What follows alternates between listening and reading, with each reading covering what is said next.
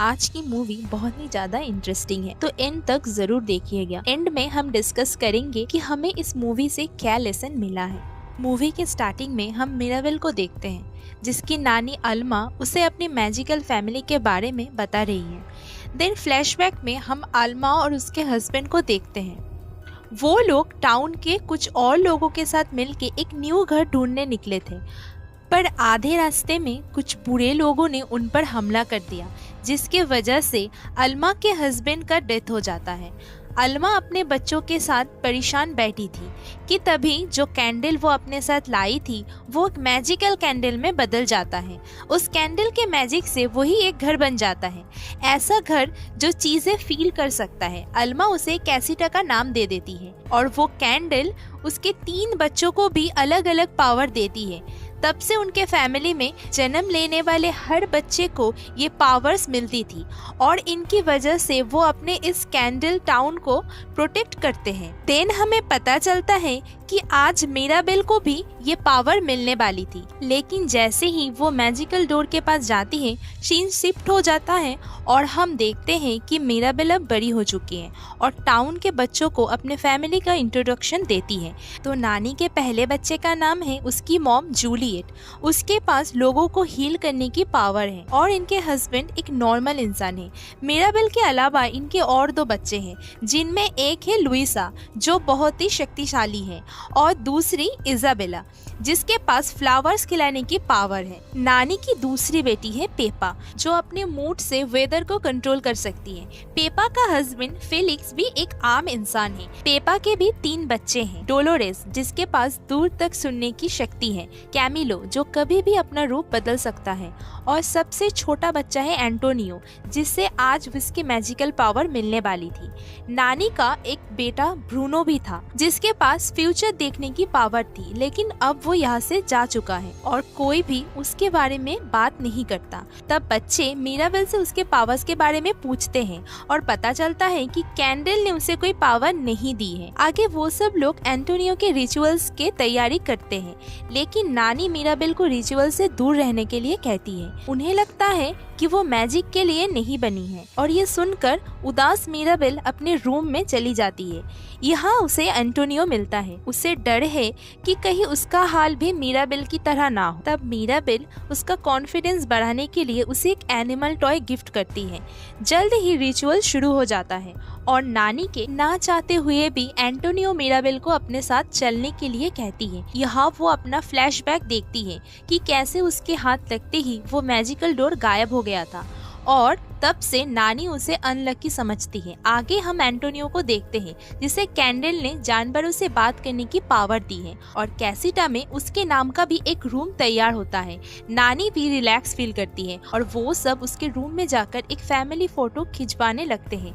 Mirabel को यहाँ बहुत अकेला फील होता है और वो उदास होकर रूम से चली जाती है।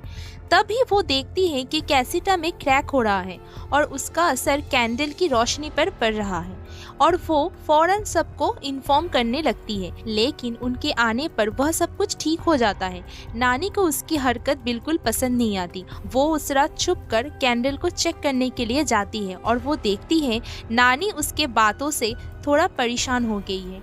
वो समझ जाती है कि उनके फैमिली मैजिक में जरूर कुछ न कुछ गड़बड़ है और मन ही मन उसे ठीक करने की ठान लेती है। मदद मांगने के लिए वो डोलोरेस के पास जाती है। तब डोलोरेस उसे कहती है कि इस बारे में उसकी मदद लुइसा कर सकती है। वही लंच पर नानी सबको बताती है इजाबेला के लिए रिश्ता आया है और उन्होंने उसकी शादी करने का डिसीजन लिया है। मिराबेल भी मौका देखकर लुइसा से बात करने की कोशिश करती है, लेकिन देखती है कि वो तो टाउन की मदद करने के लिए जा रही है और वो भी उसके पीछे चली जाती है। लुइसा पहले तो उस पर कोई ध्यान नहीं देती, लेकिन फिर उसे बताती है कि कल रात वो भी कमजोर फील कर रही थी। वो उसे अंकल ब्रूनो का रूम चेक करने के लिए कहती है क्योंकि घर छोड़ने से पहले उन्होंने कैसीटा को तबाह होते हुए देखा था और मिराबेल छुपकर ब्रूनो के रूम पे जाती है। वहाँ वो एक रेत के दीवार से होते हुए वो अंदर चली जाती है और देखती है कि उस पर एक सीक्रेट दरवाजा है। हजारों सीढ़ियां पार करके वो किसी तरह से एक तहखाने तक चली आती है और देखती है कि वहाँ कुछ चमकने वाले क्रिस्टल है। वो उन क्रिस्टल को जोड़ने लग जाती है और उसमें उसे अपना चेहरा नजर आता है। तभी वह चट्टानें टूटने लगती है और मिराबेल क्रिस्टल को लेकर रूम से बाहर चली जाती है। देन अंकल फेलिक्स उसे बताता है कि ब्रूनो हमेशा फ्यूचर में कुछ बुरा होते हुए देखता था और इसीलिए नानी ने उसे हमेशा के लिए यहाँ से निकाल दिया है। ये सुनकर मीराबेला उन क्रिस्टल को जोड़ने स्टार्ट कर देती है। वही कैसिटा के तबाह होने का कारण बनने वाली है। तभी उसके डैड वहाँ आते हैं और मीराबेल उन्हें सब कुछ बता देती है। उसके डैड उसे ये बात सबसे छुपाने के लिए कहते हैं, लेकिन पता चलता है कि डोलोरेस ने सब कुछ सुन लिया है। आगे हम उन सब को डिनर टेबल पर देखते हैं, जहाँ एक लड़का मीराबेल के लिए रिश्ता लेकर आया था और डोलोरेस मीराबेल का राज सबको बता देती है और नानी भी वो क्रिस्टल देख लेती है और तभी कैसिटा में फिर से दरार आने लगता है और इजाबेला के लिए जो रिश्ता आया था वो टूट जाता है और इससे वो मीराबेल से नाराज हो जाती है। तभी मीराबेल की नजर कुछ रैट्स पे पड़ जाती है जो क्रिस्टल को लेकर एक पेंटिंग्स के पीछे चले जाते हैं। वो देखती है कि इसके पीछे एक सीक्रेट रास्ता है और वहाँ अंदर उसे ब्रूनो दिखाई देता है।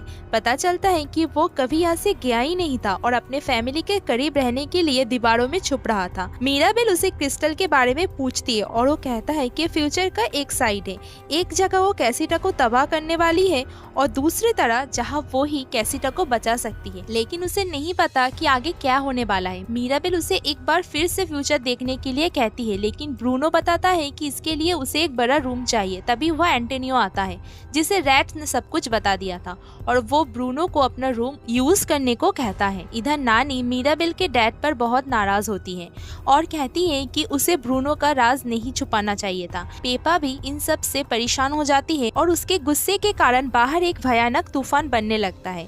आगे हम ब्रूनो को देखते हैं जो मीराबेल के साथ मिलकर फ्यूचर देखने की तैयारी कर रहा है। जल्द ही वो अपना स्पेल शुरू करता है और वो देखता है कि कैसिटा पे एक बहुत बड़ी तबाही आने वाली है जिसका कारण मीराबेल है। ब्रूनो ये देखकर रुकने लगता है, लेकिन मीराबेल इससे आगे देखने का कहती है ताकि वो इससे बचने का कोई तरीका ढूंढ सके। तभी उसकी नजर एक बटरफ्लाई पर पड़ती है और उसके पीछे वो देखती है कि कैंडल की लाइट फिर से तेज हो रही है। वहाँ वो मीराबेल को किसी को गले लगाते हुए देखती है और पता चलता है कि ये इसकी बहन इजाबेला है। ब्रूनो समझ जाता है कि ये सब रोकने का यही तरीका है, लेकिन मीराबेल इससे खुश नहीं होती। वो बताती है कि इजाबेला कभी गले नहीं लगाएगी क्योंकि उसके वजह से ही उसका रिश्ता टूट गया है। ब्रूनो उसे समझाता है कि अपनी फैमिली मैजिक को बचाने के लिए तुम्हें ये करना ही होगा और मीराबेल हिम्मत करके इजाबेला के रूम में जाती है, पर इजाबेला कहती है कि मैं तुम्हारी शक्ल भी नहीं देखना चाहती। यहाँ उनकी बातों से पता चलता है कि इजाबेला उस लड़के को बिल्कुल पसंद ही नहीं करती है और बस फैमिली के वजह से उसे शादी करने वाली थी। अपनी फीलिंग्स को बाहर निकालते ही इजाबेला की पावर्स और बढ़ जाती है और उनके एक दूसरे को गले लगाते ही कैंडल भी तेजी से चमकने लगता है। मीराबेला देखती है कि कैसिटा की दीवारें ठीक हो रही है और तभी वहाँ नानी आती है। मीराबेल उसे बताती है कि अब सब कुछ ठीक हो गया है, लेकिन नानी उसकी एक नहीं सुनती और कहती है कि इस घर में होने वाली हर प्रॉब्लम की वजह तुम ही हो। ये सुनकर मीराबेला का सब्र टूट जाता है और वो कहने लगती है कि प्रॉब्लम हम में नहीं बल्कि आपके इच्छाओं में है। वो गुस्से में ब्रूनो के जाने का जिम्मेदार भी नानी को ही बताती है और कहती है कि मैजिक खत्म होने का कारण भी आप ही हो। उनके बहस के कारण टाउन में फिर से दरारें आने लगती हैं और कैसिटा भी टूटने लगता है। तभी मीराबेला की नजर कैंडल पर पड़ती है और वो कैमिलो और इजाबेला के साथ उसे बचाने जाती है। कैमिलो और इजाबेला वहां तक नहीं पहुंच पाते और कैसिटा उनके साथ साथ बाकी फैमिली मेंबर्स को भी बाहर निकाल देता है। ब्रूनो भी दीवार तोड़कर बाहर आ जाता है और मीराबेला किसी तरह कैसिटा की मदद से कैंडल को बचा लेती है। तभी वो कैंडल बुझ जाता है और अपने मॉम के समझाने के बाद भी मीराबेला वहाँ से कहीं चली जाती है। वो सब लोग उसे बहुत ढूंढते हैं और तब उसकी नानी उसे वही पाती है जहाँ उन्हें वो कैंडल मिली थी। वो उसे माफ़ी मांगती है और कहती है कि अब मैं समझ चुकी हूँ कि असली गिफ्ट मैजिक नहीं बल्कि हमारी फैमिली है। वो दोनों एक दूसरे को गले से लगा लेते हैं और मीराबेला वही बटरफ्लाई देखती है जो उसने ब्रूनो के विजन में देखा था।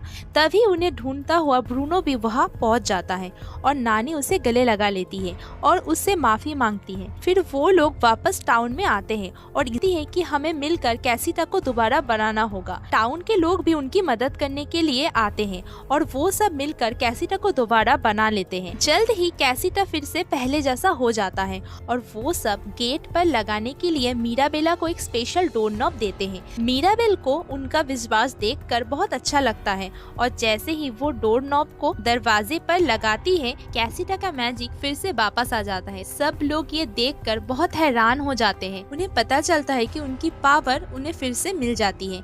इन सीन में हम उन्हें एक फैमिली पिक्चर लेते हुए देखते हैं और इस बार पिक्चर में मीराबेल और ब्रूनो भी होते हैं और यहीं पर ये मूवी एंड हो जाती है। इस मूवी के मदद से राइटर हमें ये लेसन देना चाहते हैं कि कोई भी परफेक्ट नहीं होता, मगर हर इंसान में कोई ना कोई ऐसी काबिलियत है जो उसे बाकी सबसे अलग बना देती है। इसलिए जो जैसा है हमें उसे वैसे ही एक्सेप्ट करना चाहिए।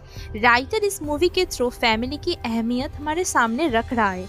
जिंदगी में कोई आपके साथ रहे या ना रहे, खून के रिश्ते हमेशा आपके साथ रहते हैं। अगर फैमिली एकता से चले तो कोई भी प्रॉब्लम भरी सिचुएशन क्यों ना आए, वो उसे पार कर सकते हैं।